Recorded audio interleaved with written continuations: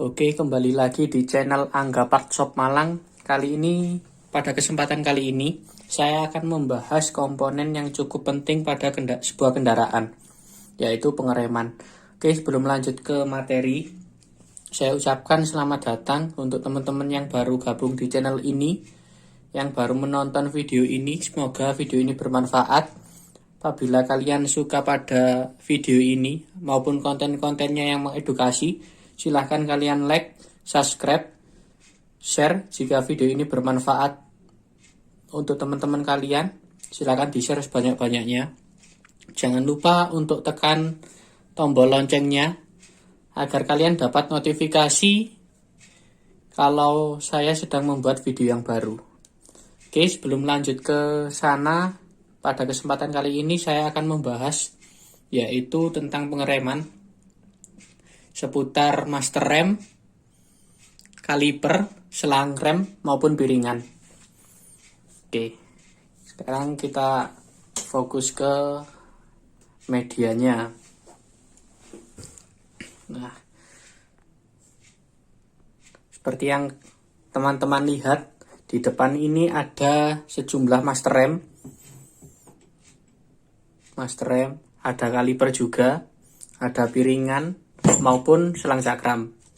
Oke, kita ke materi master rem dulu. Jadi kali ini saya akan membahas yaitu adalah tipe dari master rem, habis itu model, kelebihan beserta kekurangannya, dan juga mungkin kendala yang mungkin pernah kalian alami setelah upgrade pengereman. Oke, silahkan disimak video ini, semoga bermanfaat untuk kalian semua. Oke. Nah, pengenalan yaitu ini adalah contoh master rem. Nah, jadi master rem itu ada dua tipe, yaitu tipe aksial, ada juga yang tipe radial. Jadi untuk tipe yang aksial itu seperti ini. Seperti standar ini termasuk tipe aksial. Jadi untuk lebih mudahnya, untuk aksial itu silnya ke samping, tidak searah dengan pergerakan handle. Nah, kan ini handle tuasnya kita tekan. Nah, silnya ini tidak sejajar pergerakannya. Beda dengan radial. Kalau radial contohnya seperti ini.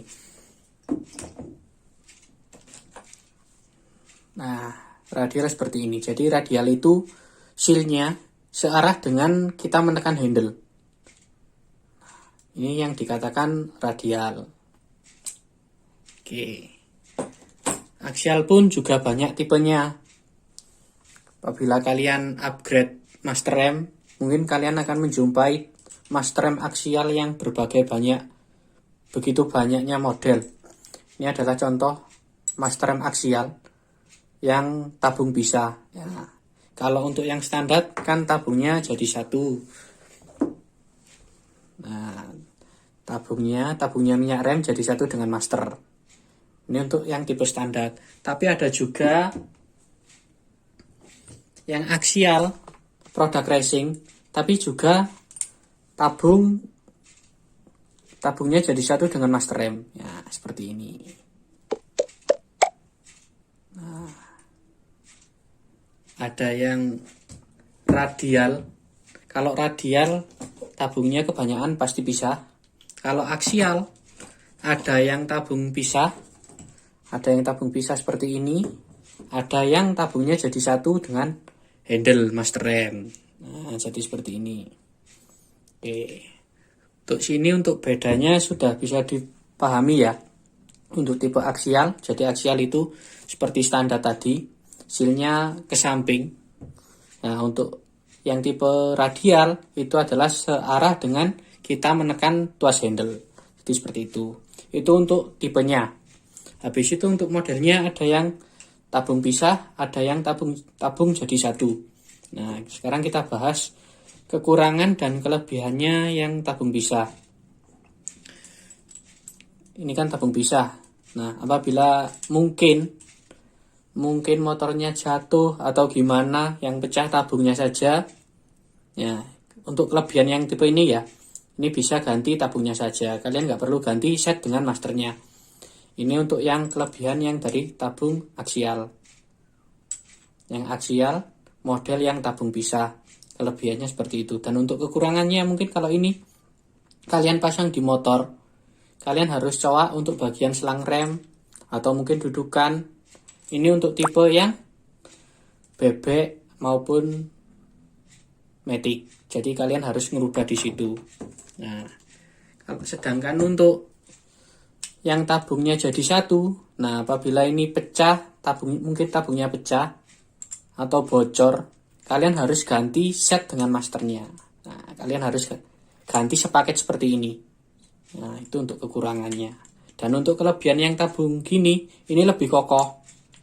Ini lebih kokoh daripada yang tabungnya yang terpisah. Oke. Itu untuk kekurangan dan kelebihan aksial yang tabung pisah maupun yang tabungnya jadi satu. Sekarang kita akan bahas kelebihan dan kekurangan tipe aksial dan tipe radial. Jadi kekurangannya tipe aksial, jadi ini kan tipe aksial nih. Kekurangannya yaitu yang satu kan tadi, apabila ini pecah, kalian harus ganti satu set. Ini kekurangan aksial ya. Kalau yang tabung jadi satu. Habis itu apabila kalian upgrade master rem, yang apabila upgrade master rem dan kalian masangnya di motor matic maupun bebek, kan jadi nggak terlihat tuh. Nah itu bisa jadi kekurangannya. Kan upgrade otomatis biar terlihat toh, biar terlihat lebih. Nah, biar pamer bisa. Jadi kekurangannya seperti itu. Untuk kelebihannya ini lebih simpel. Apabila kalian masang di motor matic atau bebek, kalian nggak perlu coak. Nah, seperti itu. Dan tidak mencolok lah. Beda dengan yang tipe radial.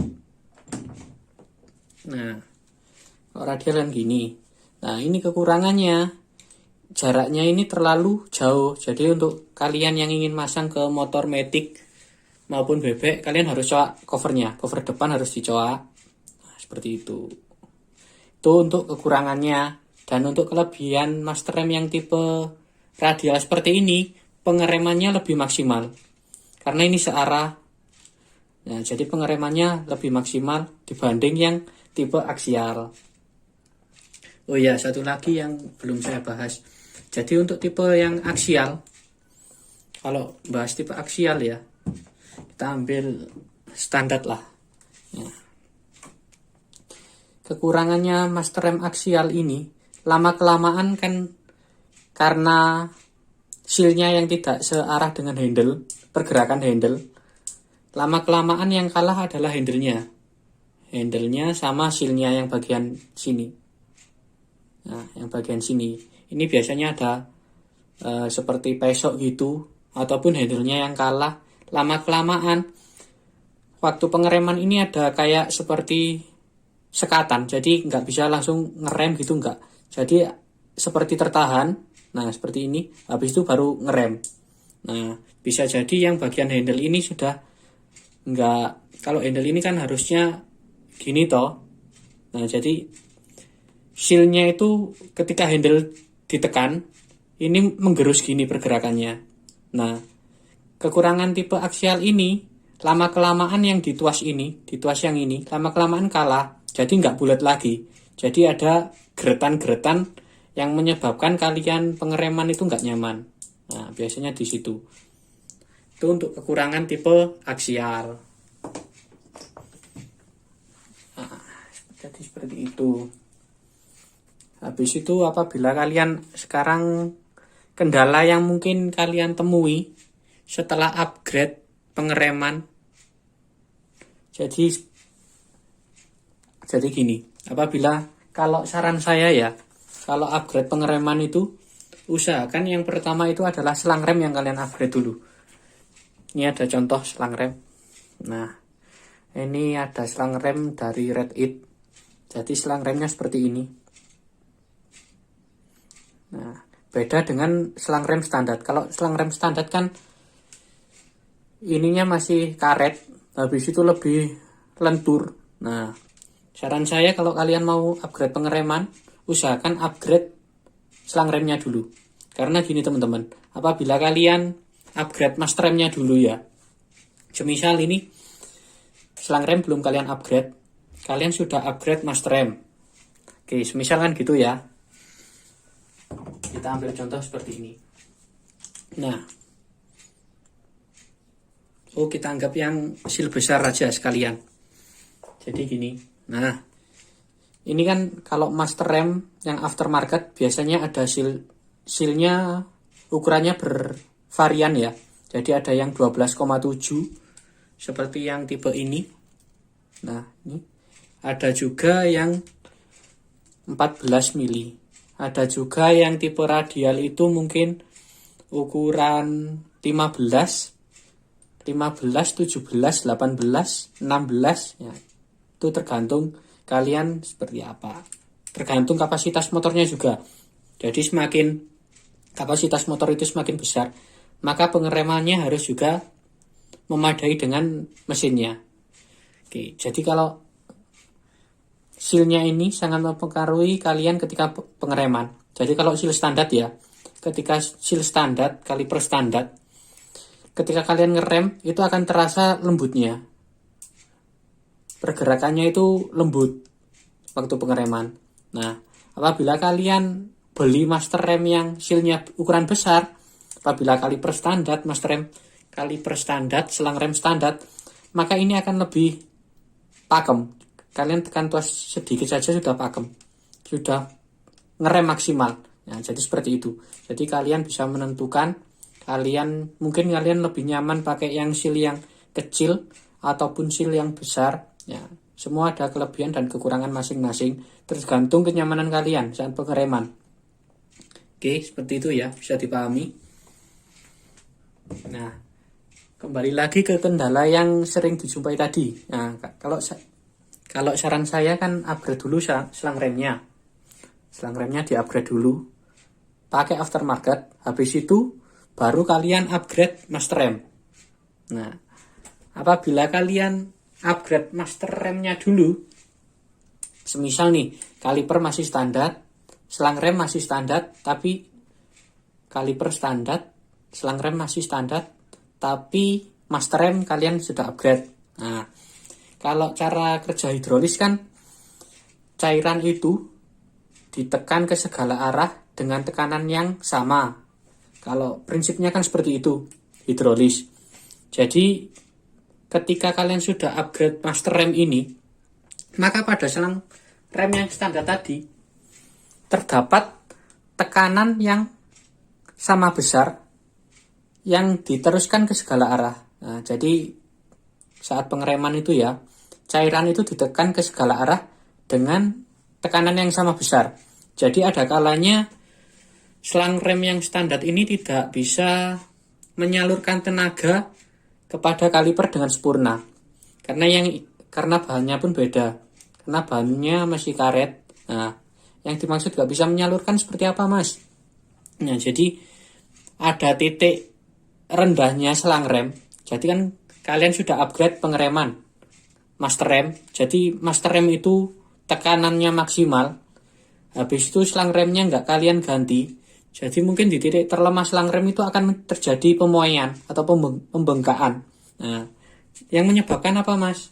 Kadang-kadang kalian saat pengereman, walaupun ini sudah kalian upgrade, mungkin ini ada kalanya akan dalam. Karena apa? Karena tenaganya nggak tersalurkan sempurna. Karena bahannya selang rem yang standar. Nah, jadi seperti itu. Saya sarankan untuk teman-teman, kalian harus upgrade selang remnya dulu. Habis itu master rem, baru kaliper. Nah, jadi kan seperti itu ya. Apabila kalian upgrade kaliper dulu, nah semisal gini. Kan tadi kendala apabila kalian upgrade master rem, sekarang kalian selang masih standar, master rem masih standar, tapi kaliper sudah kalian upgrade. Jadi untuk kaliper, maaf teman-teman, lagi nggak fit kondisinya. Jadi untuk kaliper ini, kalau untuk kaliper standar, dia biasanya piston 1, piston 2 maksimal. Nah, kalau kalian sudah upgrade kaliper, kalian akan menjumpai kaliper yang mungkin piston 2, piston 4, bahkan ada yang piston 6, sedangkan master kalian standar. Jadi master kalian standar yang ukuran silnya kecil. Nah, semisal ini kan lebih kecil nih, 12,7. Anggap aja ini master rem standar, silnya kecil, tekanannya kecil. Nah, terpaksa harus mendorong, harus mendorong kaliper yang 4 piston. Nah, jadi nanti pada saat pengereman, saat kalian ngerem, ini akan dalam sekali teman-teman. Ini akan dalam sekali. Karena kalian yang awalnya master rem standar, kaliper standar, yang piston 1, piston 2, itu akan ringan. Apabila kalian ganti ke kaliper yang standar, ini akan perlu tekanan besar untuk menggerakkan keempat piston ini. Nah, jadi seperti itu kalian. Nah, mungkin bisa dipahami ya. Jadi kalian harus upgrade dulu selang rem. Habis selang rem baru ke master rem, baru ke kaliper. Saran saya seperti itu sih. Oke, sekarang kita akan bahas ke piringan. Nah, piringan juga cukup penting teman-teman. Nah, piringan ada ini, kebetulan saya ada contoh piringannya MIUJ GT lubang 3 ya. Ini size-nya standar seperti ini. Ada juga ini variasi aftermarket juga. Kalau standar ukuran sama. Ini juga sama ukuran standar. Ada lagi piringan yang variasi. Nah, tapi ini diameternya lebih besar. Saya ada contoh Mio. Nah, ini diameternya 260 mili. Nah, ini juga akan sangat penting pada sebuah pengereman. Jadi, piringan itu semakin besar piringannya ya. Semakin besar piringan, maka akan semakin maksimal saat pengereman. Jadi seperti itu. Mas kok bisa gitu mas? Anggap saja kita apabila ini kecil ya. Semakin kecil kan kaliper ini gigitnya semakin minim. Nah kalau lebar, nah ini akan semakin maksimal. Jadi seperti itu. Nah, habis itu ada lagi kalau ini juga berpengaruh teman-teman untuk ke pengereman lubang. Jadi fungsi piringan diberi lubang ini, satu untuk debu biar masuk ke sini. Satu itu, dua untuk membuang panas, yang ketiga untuk memaksimalkan pengereman. Mas kok bisa lubang itu bisa memaksimalkan pengereman?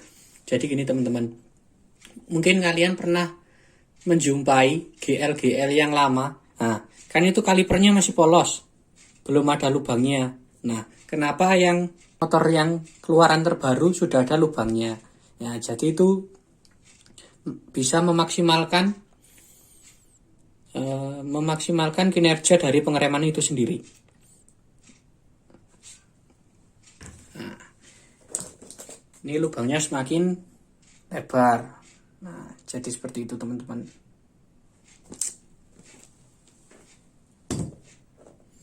Nah, oke, mungkin sekian dulu yang bisa saya sampaikan ke kalian. Semoga video ini bermanfaat.